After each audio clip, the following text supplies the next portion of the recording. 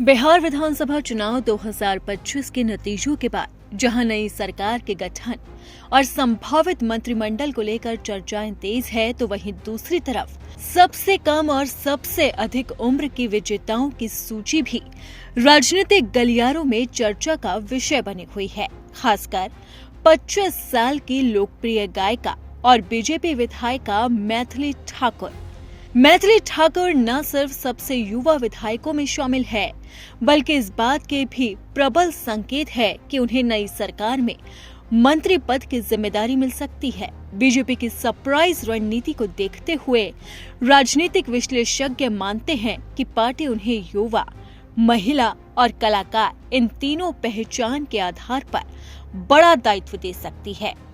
दरभंगा जिले के अलीनगर से बीजेपी के टिकट पर पहली बार चुनाव लड़कर जीतने वाली मैथिली ठाकुर ने आरजेडी उम्मीदवार विनोद मिश्रा को 11,730 मतों से हराया। उनकी लोकप्रियता, युवाओं में पकड़ और सांस्कृतिक पहचान को देखते हुए माना जा रहा है कि नई सरकार में उन्हें सामाजिक न्याय, कला संस्कृति या युवा मामलों से जुड़े विभाग की जिम्मेदारी मिल सकती है। बीजेपी की कार्यशैली को देखते हुए माना जा रहा है कि नए मंत्रालयों में कुछ चेहरे चौंकाने वाले भी होंगे और इनमें मैथिली ठाकुर का भी नाम प्रमुख रूप से उभर रहा है। पार्टी नेतृत्व ने हालांकि अभी तक कोई आधिकारिक संकेत नहीं दिया, लेकिन सूत्रों ने दावा किया है कि युवा और महिला प्रतिनिधित्व इस बार मंत्रिमंडल का बड़ा हिस्सा हो सकते हैं। युवाओं की बड़ी जीत और वरिष्ठ नेताओं का अनुभव, इन दोनों के मिश्रण से बिहार की नई सरकार किस तरह से आकार लेगी, इस पर सबकी निगाहें टिकी है। लेकिन माना जा रहा है कि मैथिली ठाकुर को इस बार नई सरकार में नया पद मिल सकता है।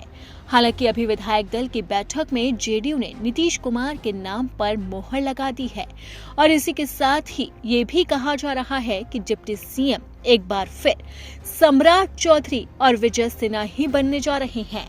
आपको बता दें कि 20 नवंबर को गांधी मैदान में पटना में नीतीश कुमार 10वीं बार मुख्यमंत्री पद की शपथ लेने जा रहे हैं और इस शपथ ग्रहण के साथ ही नई सरकार का गठन होगा। लेकिन मुख्यमंत्री का चेहरा वही है और डिप्टी सीएम का चेहरा भी वही है।